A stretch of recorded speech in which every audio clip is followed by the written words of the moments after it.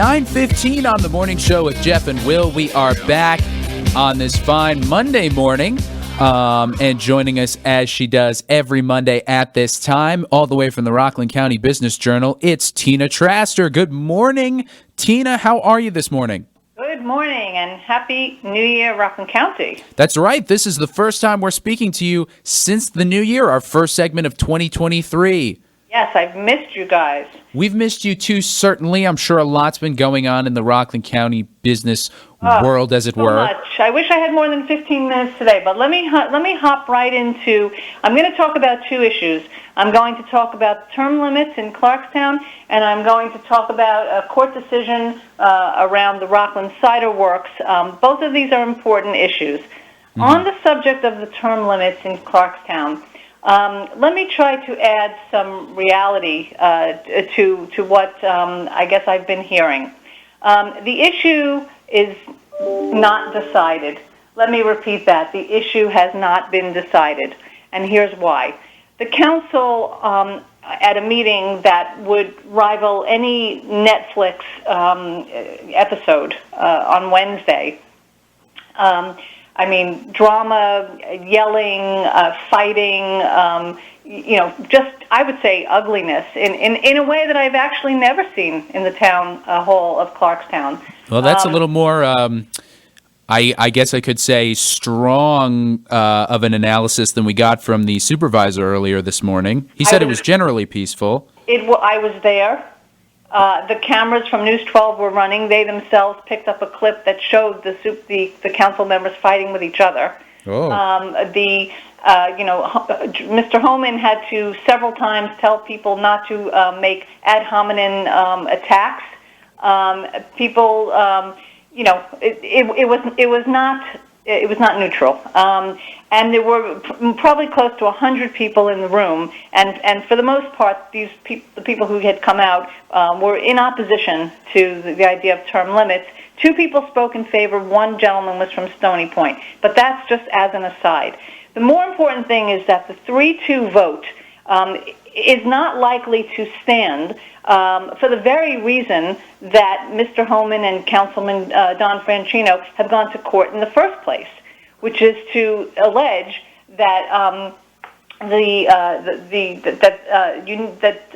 supermajority they have to try to get rid of the supermajority law, and in absence of that, the 3-2 vote to eliminate term limits just simply doesn't stand. They would need a 4-1 vote to get rid of the term limits. That's the law that was put in place 8 years ago. That's the law that is on the books. George and Councilman Franchino have decided to sue the town or the council, I guess, over this issue. That is going to have to be decided in a court of law, which has a cost to us as a town in Clarkstown, both literally and figuratively. And so it might be interesting to note that a supermajority law also applies to other laws in town.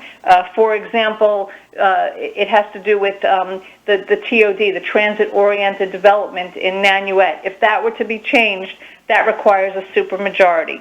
When it comes to bonding, this requires a supermajority. When it comes to the where we put the senior living, it's called the AAR zones. These things all require supermajorities. Now, I have not seen Mr. Homan bring a suit against the town to repeal all of these laws. His suit is selectively about the term limit law. And so the 3-2 vote is probably just academic, very, very likely academic, and was put up for that vote because Mr. Homan knew that he didn't have the 4 votes. He's known that since November. He knew that this last week. And the reason that vote was taken, lest anybody think otherwise, is because he needs to bring that vote to court to say, you see, we took action. And he's hoping that a judge will decide this in his favor. Now, at the same time, there is another legal question that remains very much up in the air, and where, in fact, the meeting began. Where it began was with with Councilman Pat Carroll making a motion to hire an independent counsel to defend the term limit law. And the reason why he and Councilman Borelli are looking for an independent attorney, which they're clearly entitled to, is because the town attorney, Craig Johns, is conflicted. He's been the one who has been proffering reasons why the term limit law is illegal. And not only that, but he serves at the discretion of the supervisor and depends upon his job from all of the council members. He's got a job that's voted on. So he is in conflict. During that portion of the town council meeting, three of the five council members voted on whether or not to be able to hire outside counsel. Obviously, Mr. Holman and Franchino recused themselves. So of the remaining three, Pat Carroll and Mr. Borelli voted in favor of independent counsel, but Mike Graziano kept insisting that internal counsel was adequate for this. So it was a 2-to-1 majority of the vote. And then in yet another twist, Mr. Johns said he believed that unless all three of them voted and made up a majority of the town council, that outside counsel wouldn't be possible. This also was mind-boggling. It was left with a giant question mark hanging over it. I spoke with him afterwards, and he says, quote, he had to research this, so this was uncertain. Pat Carroll put forward yet a different law saying, no, a simple majority here is adequate based on state law. You can just imagine the tenor, of a meeting like this, where essentially the supervisor and a town councilman are suing the town to get rid of term limits that the supervisor championed 8 years ago, with a town attorney weighing in on this when he serves at the pleasure of the town supervisor. And by the way, I might add, this did not even break down in partisan terms, because Mr. Borelli, Republican, and Mr. Carroll, Democrat, aligned in their fight to try to hold on to the term limits, and Mr. Graziano aligned with the other two. So I would not say that this was partisan. Even Mr.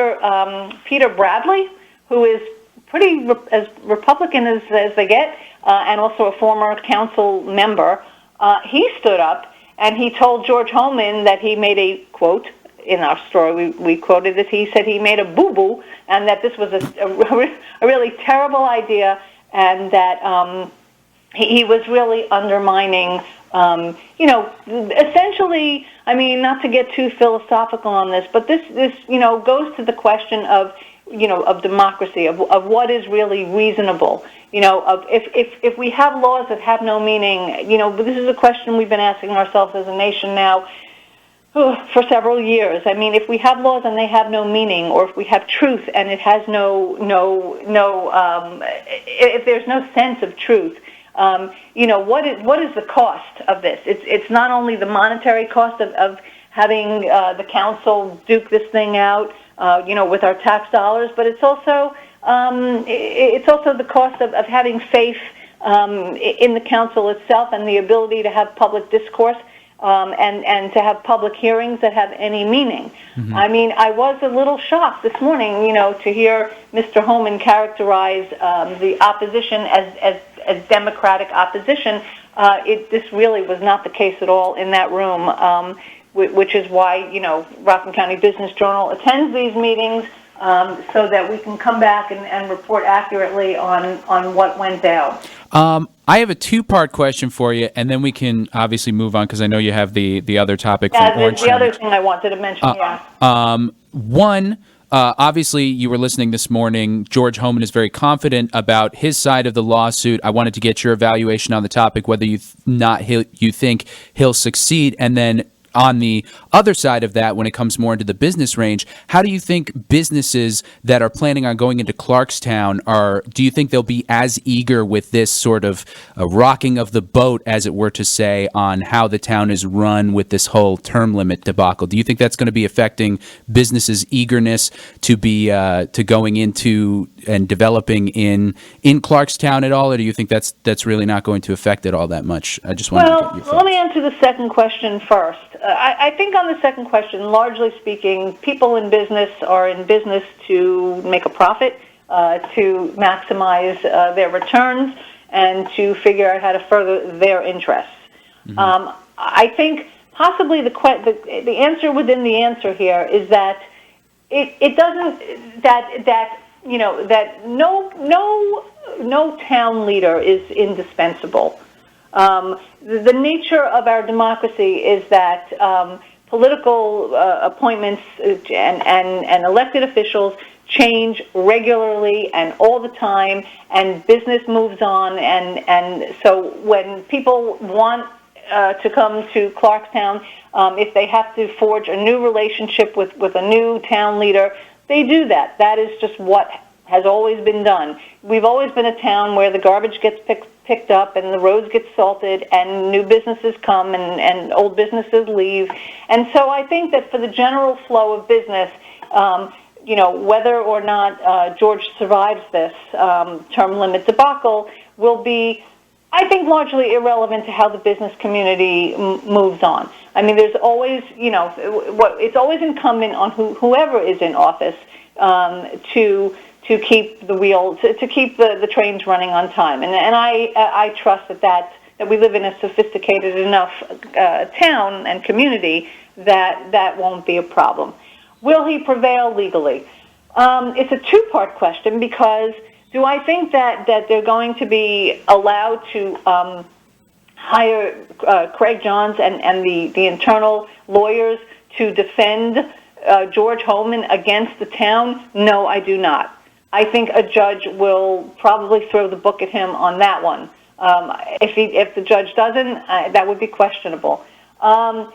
In terms of will he ultimately prevail on how the supermajority law would have required a referendum, this, I think, remains unknown. I can see where there is law, there is state law that there's one appeals case that they cite that supports that. However, there are mitigating factors, and those mitigating factors is that George Holman doesn't come to this with clean hands, because he, in fact, was one of 5 people who voted for term limits, that there are other supermajority laws on the books in Clarkstown, and none of those have been challenged.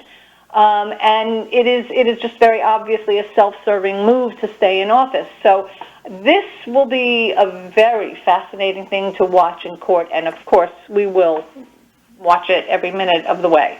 We've obviously spoken to a lot of people, and we've spoken about people's reaction, and there are some people that would agree with you on that. Clarkstown supervisor obviously has his own reasons that he was speaking about us with us earlier this morning, but of course we are limited on time, I know, and I know we want to get to this Orange Town. I want to just mention 2 things, okay? I want to mention that a decision came down last week. So Rockland Cider Works, let's just say the fate of Rockland Cider Works remains uncertain. And this is, I would recommend people just go take a look at the story today that we posted. The Cider Works had hoped that they could go directly to court to get a ruling on the appropriateness of their zoning, of what they say is appropriate. The court said no, go back to the Zoning Board of Appeals.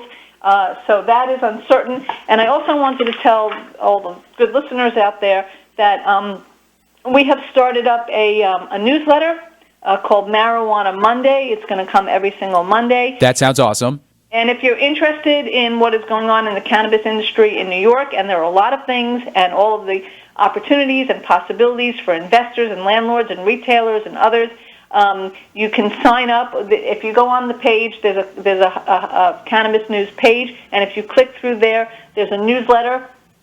Sign up where you just put your email in, and this will keep you up to date on everything that's going on in one of the most dynamic new industries that are around. Wow, that's some really exciting stuff. So again, everybody out there right now interested in that or the general world of Rockland business, we do urge you to check out rcbizjournal.com. That's rcbizjournal.com or their Facebook, Twitter page. Are you guys on any other social media or just Facebook and Twitter? I've got LinkedIn through my own personal name. We have a Facebook page. We have, of course, the newsletter, which people should sign up for, the cannabis newsletter people should sign up for. Yes. Thank you so much, Tina, for joining us as you do every week. We do appreciate your insight into the Rockland business world. Again, people check out rcbizjournal.com. Have a great week, Tina. We will talk to you next week. All right, have a great week, you guys. Bye.